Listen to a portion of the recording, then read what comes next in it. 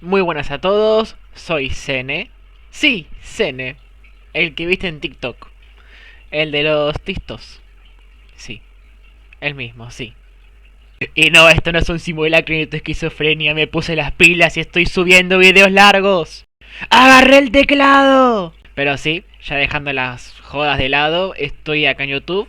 Estoy empezando a subir contenido más largo, de mejor calidad y más entretenido. Porque aunque en TikTok me entretengo mucho, tengo mucho alcance y no requiere mucho esfuerzo, siempre siento que carezco de información o que me equivoco en algo. Yo cuando hago los videos de TikTok o hago las publicaciones, generalmente no les tengo tanta atención, sino que directamente los hago y listo. O sea que a veces suele un error de ortografía, un error de concepto, algo que no leí bien, un error de comprensión y termino más o menos como que pifiando el sentido de mis publicaciones. Así que ahora estoy acá en YouTube, en los que yo estoy ahora mismo editando los videos, haciéndolos bien, los reviso, todo, con más información, mejor calidad y con menos chance de error. Así que bueno, entreténganse. El tópico de hoy es destripar una de las ideologías más influyentes de la historia argentina. Y no solo de historia argentina, también puedo decir que es de Latinoamérica entera. Y sí, el justicialismo. Y te guste o no, estés o no de acuerdo con el justicialismo, es sin negar el impacto que tuvo en la sociedad argentina. No solo en el aspecto económico, sino también en lo diplomático. Porque el justicialismo forzó lazos con otros países vecinos. Y hoy vamos a indagar cómo surgió el justicialismo como ideología, cómo se fundó, en qué se basa y en especial cómo se implementó a lo largo del tiempo y cómo evolucionó. Porque el justicialismo no es una ideología estática, sino que se transforma a lo largo del tiempo y dependiendo de las necesidades de la sociedad, ya que el justicialismo de hoy no es el justicialismo de ayer ni tampoco el justicialismo de mañana. Y ahora sin más preámbulos empecemos con la posta, porque este video da para largo. El fundador del justicialismo y el máximo representante del mismo es Juan Domingo Perón. Nació en 1895 en la ciudad de Lobos, provincia de Buenos Aires. Ya de chiquito tuvo una infancia bastante particular y complicada, ya que su familia se mudaba muy seguido y no tuvo una niñez muy estable, le costaba hacer amigos por el poco tiempo que estaba en las ciudades y en especial tenía una educación poco constante. Eso sí, era que muy observador y con mucha ambición desde chiquito. A los 16, cuando por fin logró un poco de independencia, entró al Colegio Militar Nacional. Ahí es donde arranca su historia en el ejército. Y no solo fue un soldado más, sino que al toque destacó por su disciplina, por su liderazgo y también como limpio en los deportes. Incluso practicaba esgrima, llegando casi a competir en los Juegos Olímpicos, date una idea. Este tipo literalmente le podía hacer un 1v1 a los presidentes anteriores militares y seguramente le ganaba. Se convirtió en un oficial respetado y, más importante, uno muy curioso y estudioso. ¿Qué es lo que lo diferenciaba de sus compañeros? Su gran amor por las ciencias sociales, en especial historia, economía, sociología y política, nutriendo su mente con libros que actualmente quien podría considerar de culto, como lo es El arte de la guerra de Sun Tzu, El príncipe de Maquiavelo, Rerum Novarum, que es la doctrina social de la iglesia y fue base fundamental de su futura ideología, y hasta analizó a Mussolini y el fascismo italiano. Pero ojo, él no era fascista, sino que quería entender cómo funcionaba un estado fuerte, con sindicatos organizados y una economía dirigida. En pocas palabras, Perón quería aprender a manejar el poder. Y eso no fueron los únicos libros, sino que también leyó La guerra de Karl von Clausewitz. Karl von Clausewitz. Karl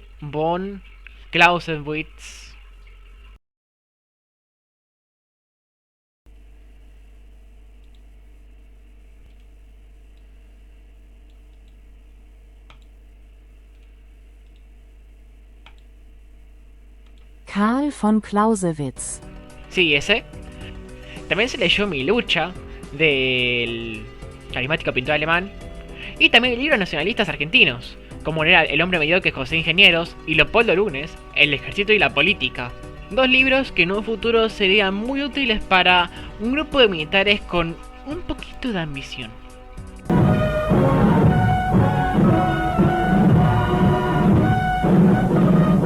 A fines de la década de los 30, Perón fue enviado como un agregado militar a una misión diplomática en Europa. Justo antes de la Segunda Guerra Mundial, Ahí pudo recorrer Italia y conocer el corporativismo italiano y el fascismo en su máximo esplendor, Alemania y el manejo de la propaganda, y España y el manejo del nacionalismo. Todo lo que te dije, bueno, Perón lo notó, un papelito, y se fue de vuelta al país. El tipo cuando volvió al país ya sabía que no era un simple militar y que tenía la posibilidad y las ganas de ser algo más. Él sabía que necesitaba orden y justicia social en el país, y en especial él sabía que Argentina necesitaba un Estado que no solo imponiera poder, sino que también ayudase a la gente en el aspecto social y económico. Y, para su suerte, por así decirlo, en 1943, derrocan a Irigoyen en su segundo gobierno, ya estando, pobrecito, algo viejito, y se arma un golpe de estado con un gobierno conservador, casi corporativista.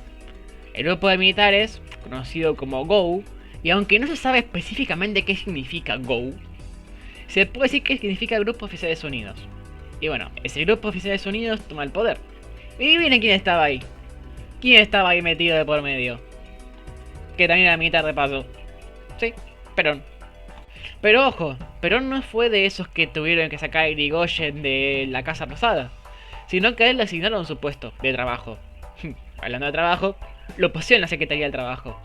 Y ahí fue cuando comenzó la magia peronista. Porque mientras todos miraban para otro lado, él empezaba a imponer leyes laborales, aumentos salariales, el aguinaldo, vacaciones pagas, convenios colectivos, y básicamente empezó a ganarse el cariño y apoyo de los trabajadores estando en una dictadura, en un gobierno antidemocrático y de facto. Para darte una idea de lo importante que fue Perón, o mejor dicho, del impacto que tuvo él, es que en esa época los trabajadores rurales especialmente eran pagados mediante unos cuponcitos. Esos cuponcitos los usaban para poder comprar la comida, pero esos cuponcitos solo funcionaban con la comida que ellos mismos cosechaban, o sea, de la empresa en la cual ellos trabajaban. Por lo tal no había una ganancia, solo una subsistencia y dependencia económica y alimenticia de la empresa. Cuando llegó Perón, se legalizó el salario obligatorio monetario. O sea, estaban obligados a pagarte con plata. Eso fue no solo revolucionario, sino que también fue la primera vez que Perón hizo enfadar a los grandes, no te quería decirles oligarcas, porque como tal, bueno, sí eran oligarcas la mayoría, pero se me entiende, ¿no? Obviamente tenés que pagarle a un trabajador con tu propio dinero, del que vos sacás dinero de él. No debe ser muy alegre para una persona cuyo beneficio viene en sobreplatar a la gente. Así que bueno, fue por así decirlo el primer ganito de odio que se ganó Perón de parte de los grandes, por así decirlo, terratenientes de la rural argentina. Todavía no nos metemos en el sector industrial porque todavía no lo tocó, pero vas a ver. Y bueno, a Perón le estaba yendo muy bien, tenía el apoyo del pueblo de su lado, pero el resto del GO no estaba en los mismos términos. No les estaba yendo bien estructural ni políticamente hablando, ya que como tal perdieron toda la reputación que tenían y era la popularidad de Perón la cual sostenía al partido político, bueno, partido, al gobierno de facto. Pero como suele pasar en la política, cuando alguien empieza a acumular poder, otros se ponen nerviosos, en especial cuando esa persona es tu compañero de trabajo. Perón, como tal, ya ha hecho molestar a muchos sectores, especialmente los más privilegiados, por así decirlo. Los militares, los empresarios, conservadores, incluso en la iglesia durante un momento, ya que como tal, muchos no estaban a favor, al menos de la percepción de esa época, de que la clase media o la clase baja trabajadora no tuviera un poder adquisitivo propio, sino que no se veía más como un capital humano. Lo que terminó sacando del gobierno y lo metieron preso. Por ser popular, literalmente. Pero esa fue la gota que derramó el vaso para ya el gobierno poco querido del GO. Ya cuando arrestás a tu miembro más popular y querido por la gente, obviamente no es una maniobra muy inteligente. Así que, el 17 de octubre de 1945, miles y miles de trabajadores salen a la calle a pedir su liberación. Rebalsan la Plaza de Mayo y ese día nace el justicialismo como fuerza política y social. Se termina cayendo el gobierno del GO y llaman a las elecciones. Perón es liberado y entendiendo el poder de su movilización y de la fuerza política que él tenía, la aprovecha y se postula para presidente como líder del partido favorista. Gana las elecciones de 1956 y se convierte en el presidente de la República Argentina. Una vez establecido en el gobierno, Perón propuso 3 pilares fundamentales para la sociedad argentina: la justicia social, la independencia económica y la soberanía política, que eso vamos a tener que verlo uno por uno, ya que son aspectos muy amplios.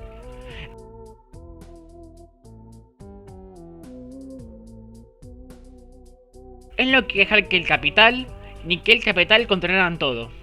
Él buscaba un camino intermedio, un estado fuerte, nacionalista y muy vinculado a los trabajadores organizados, con valores tradicionales, pero siempre abierto al progreso de la sociedad y reformas culturales. Para el justicialismo, la justicia social era un principio fundamental que buscaba garantizar la igualdad de derechos, oportunidades y acceso de recursos para todas las personas, sin importar su origen, género, condición socioeconómica o creencias. Todas las personas deben tener las mismas posibilidades de acceder a la educación, a la salud, al trabajo, a la vivienda y otros derechos fundamentales como eran incluso el comercio al exterior. También buscaba reconocer las desigualdades estructurales y adoptar medidas para compensarlas y asegurar que todos pudieran participar en una sociedad de igualdad de condiciones. Y una distribución justa de la riqueza, respeto a los derechos humanos y acceso a los servicios básicos. Para darte una idea, hace que viviese la matanza, con el salario mínimo, con bajos recursos y en pocas palabras remando la conduce el hecho. Mientras tanto está Juancito, que vive en Nordelta, sus padres son inversores, vive acomodado y jamás ha tenido que mover un solo dedo para poder conseguir cosas que él quería. Lo que busca la justicia social es garantizar la igualdad de oportunidades. Por ejemplo, permitiéndote a vos, que vivís en la matanza, estudiar en una universidad pública de calidad y recibir la atención médica pública necesaria para que puedas tener una vida saludable. Mientras que Juancito puede tanto estudiar en una universidad pública o costearse una privada, ya que como tal, él tiene dinero para permitírselo. ¿Quién se lo va a impedir? A lo mismo que con la salud. Juancito, en caso de urgencia, puede ir al hospital público, como puede ir al Swiss Medical que tiene en la vuelta de su casa, permitiéndote a vos la posibilidad de tener una vida digna, con acceso a posibilidades, sin tener que sacrificar el capital o los propios beneficios económicos que tiene Juancito.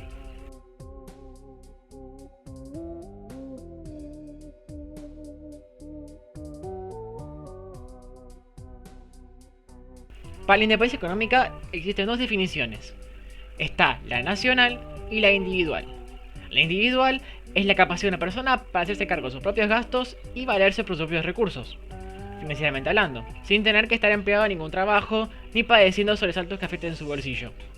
Mientras que la independencia económica nacional se refiere a la capacidad de un país de tomar decisiones económicas autónomas sin depender de potencias extranjeras.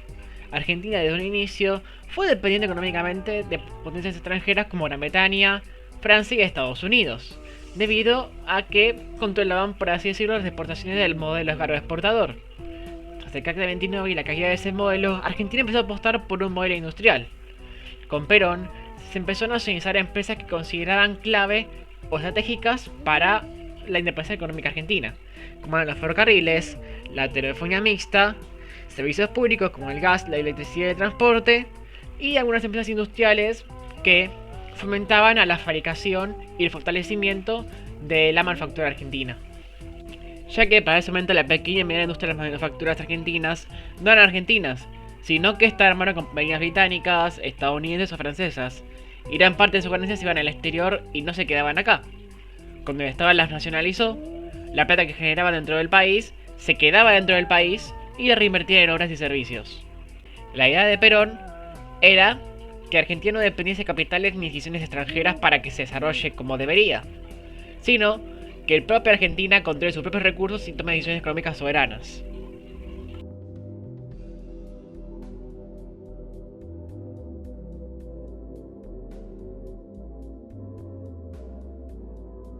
La soberanía política, en pocas palabras, es el derecho supremo del Estado para poder gobernarse a sí mismo sin interferencia extranjera. Es decir, que puede tomar sus propias decisiones políticas, tanto internas como externas, sin ser sometido a la voluntad de otro poder extranjero. Un ejemplo de eso es este discurso de Perón. No es un secreto para nadie que el imperio inglés se fundó sobre los despojos del imperio español. Nosotros, colonia española, pasamos a ser colonia inglesa. Por eso en la Argentina ha habido una línea anglosajona y una línea hispánica. La línea hispánica ha sido la que siguió con la idea independencista. La otra es la línea colonial. Y en nuestro país la línea nuestra es la línea de la primera junta, que era independencista, Rosas, que defendió eso, Irigoyen, que fue otro hombre que defendió también, y Perón. Todos los demás gobiernos argentinos han pertenecido a la línea anglosajona y la han servido de una manera directa o indirecta. Pero antes de seguir indagando en el gobierno de Perón, hay que hacer énfasis en una persona en específico que fue la clave para que Perón conectara tan bien con su pueblo. Y estoy hablando de nada más y nada menos que su segunda esposa. Sí, segunda esposa porque la primera se murió. Eva Duarte de Perón, una actriz de radio y de cine que conoció en 1944 en un acto solidario para la víctima del terremoto de San Juan. Desde ese momento, Evita se convirtió en su compañera de vida y además que en eso su mejor aliada política, la más fuerte, la más cercana al pueblo, porque ella entendió rápido que el apoyo popular no se construía solo por leyes sino también por su cercanía a la gente, entre el Estado, el político y el pueblo, el trabajador. Ella fue la conexión directa entre el justicialismo y los sectores más humildes, especialmente entre mujeres y trabajadores. Evita recorría barrios, visitaba fábricas, hospitales y escuchaba los pedidos de la gente. Literalmente está constantemente en contacto con ellos. Fue fundamental para que el 17 de octubre se movilice la gente para la liberación de Perón. Y además, fue la que mayor impulsó el sufragio femenino que se logró en 1927 en el primer gobierno de Perón. Creó la Fundación Eva Perón y llevó ayuda social a todo el país. Evita se ha convertido en una figura de devoción popular. La gente la llamaba por sí sola la banderada de los humildes, y a través de su fundación entregaba viviendas, becas, ropa, alimentos y hasta organizaba vacaciones para familias que nunca habían visto el mar. No importaba la hora ni el lugar, Evita atendía siempre a la gente, escuchaba sus problemas y buscaba soluciones rápidas. Era la cara visible de la justicia social, que el justicialismo proclamaba como bandera. Pero lamentablemente, un 26 de julio de 1952, Eva Duarte de Perón fallece tan solo a los 33 años debido a un cáncer en el útero que le hizo la vida un calvario. No podía caminar y los médicos insistían que deje de gritar y hacer movimientos bruscos y que abandone la política. Sin embargo, ella jamás se dio a su enfermedad, la misma enfermedad que le arrebató el único hijo que intentó conseguir con su esposo. Falleció haciendo lo que más le apasionaba, en lo que mejor hacía, y su ausencia dejó en luto a todo un país. Millones de personas asistieron a su cortejo fúnebre, y todo el país se vistió de negro para despedir a la única mujer que los comprendió, escuchó y ayudó. Su partida cambió por completo el país y se consideraba el fin de la época dorada del justicialismo. Pero más importante aún, algo en Perón se había ido con su esposa. Perón desde afuera parecía ser el mismo, con su expresión célebre y su carisma que tanto lo definía, pero también se da cuenta que es mucho más ortodoxo en la política y en la economía, con una mano dura contra sus opositores más violentos, gente que se quejaba demasiado o alteraba mucho el orden público, a veces jamás regresaba. En especial, el movimiento de extrema izquierda, marxista-leninista revolucionario, causando una muy lenta pero continua decadencia que comenzaría a dar frutos en su segundo gobierno.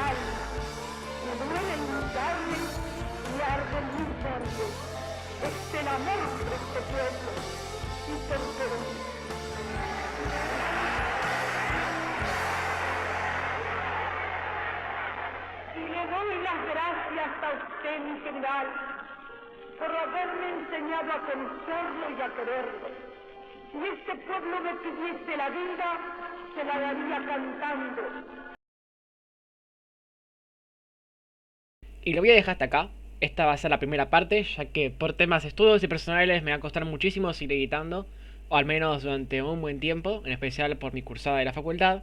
Y debo admitir que sí fui muy amarillista con Perón, y he sido, digamos que lo he tratado demasiado bien, y le he tirado unas cuantas flores, y he hablado más o menos muy bien de su concepto, pero cabe aclarar que para la siguiente parte voy a ser mucho más seco, voy a ser mucho más rudo con eso, ya que me omití muchas cosas, como ejemplo que eran la violencia, el bombardeo de la Plaza de Mayo, y muchas cosas que pasan de por medio que son causa por o contra Perón, que eso lo veré luego. Pero espero que les haya gustado esta parte. No tenía idea de lo que me encantó era editar todo esto, lo que me costó editar todo esto, y en especial la perspectiva que tengo de este video. No le espero mucho debido a que, bueno, estoy empezando de cero con este canal de YouTube, y la verdad es que mucho no puedo pedirle más a la gente.